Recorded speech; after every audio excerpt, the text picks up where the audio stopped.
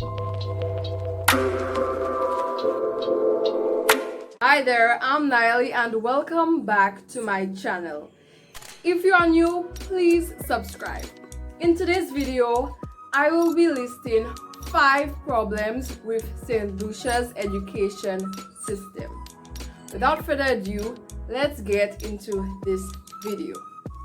Today's Bible verse is taken from John chapter 3 verse 16, and it reads, "For God so loved the world that he gave his only Son, that whosoever believes in him should not perish but have eternal life." Please note that these are my opinions from my experiences as a student in St. Lucia. So the first problem I have listed is graduation. So I experienced graduation for the first time in Form 5 when I graduated from secondary school. But that was literally the worst point in my entire school life. Like, I enjoyed from Form 1 to Form 5. Like, that, those years were good. I attended a pretty good school, but the graduation exercise was depressing. Like, I do not understand why a child needs to pay money for an exercise that they are sitting through and not going to get an award while other children get awards. I do not understand why we only got a certificate. Well, I only got a certificate, a ticket for refreshments, but other children got awards. I do not think that awards should be given at graduation if every single student is not given an award. It doesn't make sense to make someone feel excluded, make someone feel that they didn't do good enough in an exercise that's supposed to make them happy to be, exiting an old chapter and entering a new one. So I believe that graduation exercises should be separate from award exercises to avoid all the heartache, the drama, and avoid upset parents and students. I was one of them who didn't receive an award, and I felt like I didn't do good enough. I felt like I didn't meet standards, and no student have to feel that way ever. So I think if you've graduated and never received an award, you should know how it feels to sit through an entire ceremony and not be called on and hoping to be called on.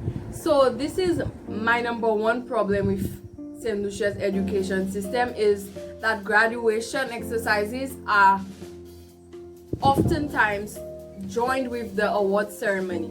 Because actually I went to an infant school graduation and some students were literally sad after not getting an award. No child is supposed to be feeling sad on graduation day. So that should change. Graduation day doesn't have to mean award ceremony day. I believe that parents should check on the principal and say, okay, is my child receiving an award? If not, I don't need to be paying so much money for graduation in the first place.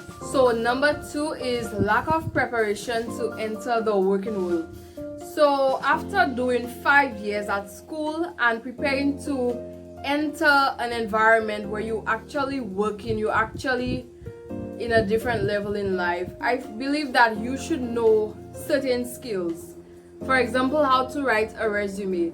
So I believe that the education system should be able to do a program for students, maybe Form 5 students or students in their last year, so that they may be able to learn basic skills of how to function in a working environment. So 1, learn how to write a resume. 2, learn how to behave in an interview, conduct at a workplace, just the basics at least.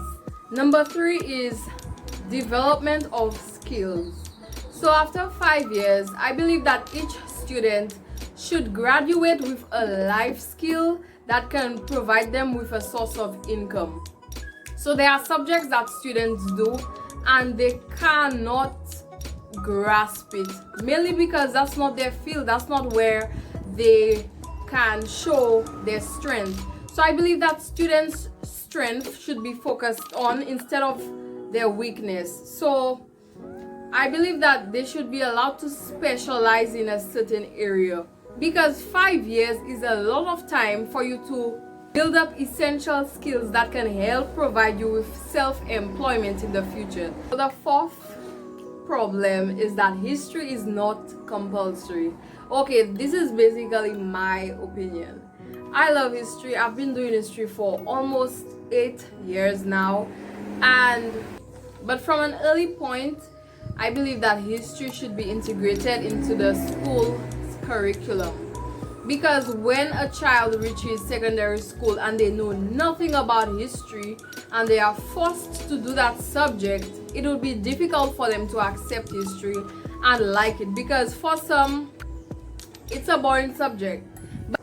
So when it comes to understanding why our society is plagued with cases of diabetes, high blood pressure, why so many individuals are in a cycle of systematic poverty, why is there a culture of poverty, and why many people cannot break that barrier to enter the upper class, to enter a financially stable lifestyle, you need to understand history and sociology, and it's all about understanding why you are here and what you can do to make a difference in this world.